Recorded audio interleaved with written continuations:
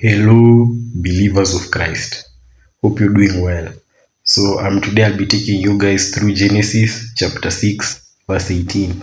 And it says, "But I will establish my covenant with you, and you will enter the ark, you and your sons, and your wife, and your sons' wives with you." That's the word of the Lord. Thanks be to God. So, this verse has 7 main teachings or lessons we can take away from it. The first one, God's covenant brings assurance. God promised Noah a covenant, showing that faithful obedience results in divine protection and relationships. As seen in Hebrews chapter 8 verse 10. That's a spoiler, we'll get there. The second teaching, salvation is through God's provision. The ark was the means of rescue. God provides practical and spiritual ways of salvation for those who trust Him. The third teaching, faithful obedience leads to inclusion in God's plan. Noah and his family were saved because of their faithfulness. God honors those who respond to His commands and obedience.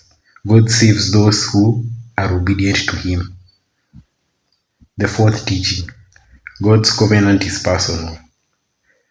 With thee I will establish my covenant, shows that God deals individually with the righteous, not just collectively. Yes, God deals individually with the righteous.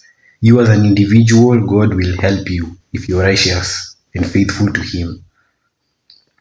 The fifth teaching, God protects the faithful in times of judgment. While the flood destroys the wicked, Noah's family is preserved, showing divine protection for obedience. Yes, here it shows that Noah, his wife, his son, and his son's wives, Shem, Ham, and Japheth's wives, went into the ark. That is very powerful. God saved his entire family. The sixth teaching, God's covenant requires action. Noah had to enter the ark. Faith without action would not have saved him. Yes, if Noah hadn't had faith with action, they wouldn't have been saved, and humanity as a whole would have perished by the flood. But Noah was faithful, and he did action, he did the work that God had told him to do. This is foreshadowed by James chapter 2 verse 17. That's a spoiler, we'll get there. But faith without action is dead. The seventh and final teaching, God's covenant extends to family and household. Salvation included Noah's sons, wives, and his wife, emphasizing that faithful obedience can bring blessings to our households. Yes, our faith in God can also serve our family members and our loved ones. We as Christians should trust God's covenant and promises because they bring protection and blessings. We as Christians should take action in faith, not just belief, to receive God's deliverance.